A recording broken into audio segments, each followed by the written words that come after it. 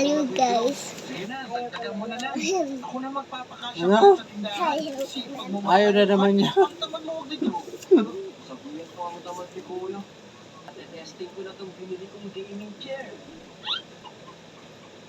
Papapak ng ketchup oh.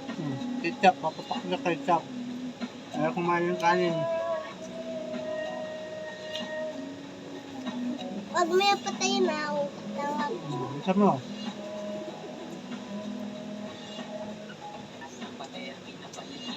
Tagal bumalik. Tagal bumalik kumatang yun.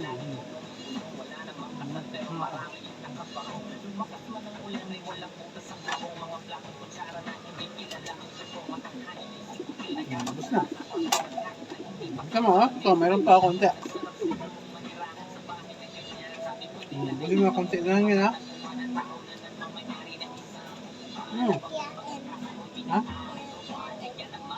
Pinapiyain.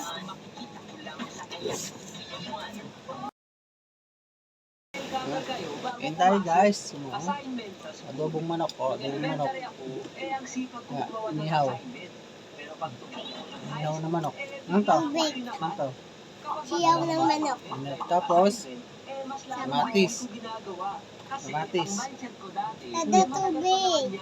Bukas ko na lang gagawin. Hanggang sa tumating yung deadline, wala pa rin akong natatapos.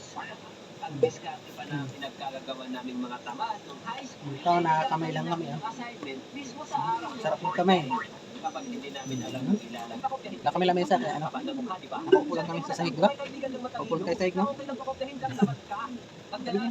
Sabi ko lang eh. Ayan, kain na tayo. Ang sipag ko magdala ng bag na puno ng notebook at libro. Balat, oh, balat. Hindi naman ako magdala. Ang ginagawa ng mga tamad na estudyante, iniiwan na lang namin yung mga notebook at libro namin sa school. Alam namin yung na baka mawala. Ito, oh, ito. Ang namin pagpasok sa school, borga na papel. Ayan, pwede na. Huwag na ninyo gagayahin, lalo na sa pag-school ha. Kasi kapag nawala yung libro, ay hindi ko palitan yan. Or else, hindi kayo makakapagtima ng clearance. Maglinis sa classroom. Aray ko, Hindi sakit naman naman. talaga ako masyadong tamad maglinis sa classroom. Ipit. Pero kapag nakita mo yung mga barkada, yung mga bad influence na inaantay ka sa labas Ipit, para ano? tumambay, biglaan. Sampor. Nangyayari Naipit pa ko, yung mga kamay ko. namagsibig sa Sakit. ilog, mag-computer, mag-basketball, mga ganyan. Hirap Bilis. maglabay. Kaya na, busin mo yun ha? Ha? Unahan tayo. Bago matulog. Na-experience yun naman siguro yung sobrang pagod galing sa trabaho, galing sa mahabang biyahe, di ba? Ito wag na wag kayong diretso sa kama nyo. Naghiga na kayo. Naku, Kalat ka na. Ah, dito ka lang.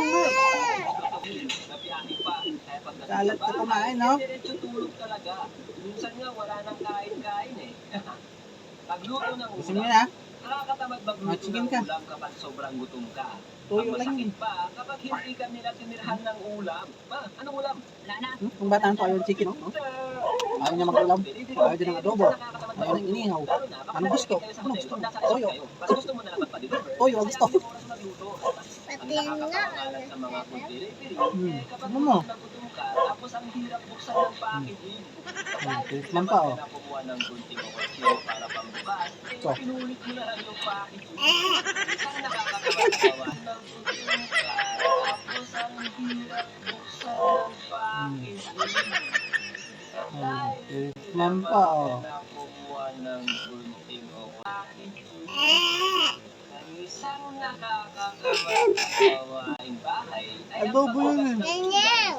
Toyo din yan. Mga tinatamad akong gawin maliban sa paglaba. Kasi okay lang naman kung sarili kong pinagkainan lang ang Bisa. hugasan ko.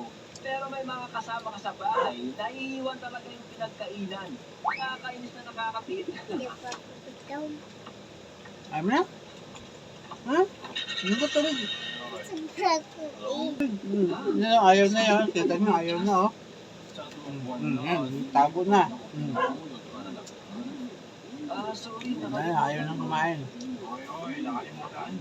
Hindi mo ako nakalimutan. Araw-araw mo ako nakikita. Busin mo yun ha? Ano palagay dito lang yan para nakita si Pizza. Para makita. Sino makakita? saan na ba yung remote ng TV? Andyan ka pala ha? Or Sis, tara sa second floor. Bili lang ako ng earphone. Tara! Tukoy, saan ka pupunta? Hello? Gagamit ng elevator, of course. Ano ba? Elevator? second floor lang naman tayo, di ba? Gumamit na tayo ng hagdan kahit naman ito. Ayoko, tinatamad ako. Tsaka, ano pang sabi ng elevator, di ba? Ay, naku, para sa hagdan lang eh. Tamad-tamad mo talaga.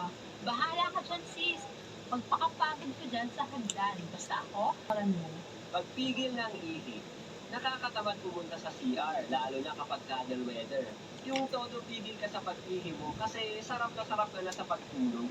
Lagi nangyayari sa akin to eh. Aantayin ko talaga na hindi ko na mapigilan yung ihi ko, tsaka ako pupunta ng CR. Pero guys, huwag kayo lagi tamarin umihi kasi tataas daw yung risk na magkaroon tayo ng UTI. Pagbili sa store gamit ang motor. Ano yung maasim? Yung first time ko magkaroon ng motor, Sige, ma. medyo tinamad ako bumili sa mga Lang. store na medyo malayo pero nalalakad naman. Pagbibili ako ng Maasim. gasol, talagang sinasakay ko pa sa motor ko. Hindi ka tulad dati na Mapaalam ka na. bubuhatin ko yung tangke, papunta sa store at pabalik na Bye, bahay. guys. Dati, ang payat ko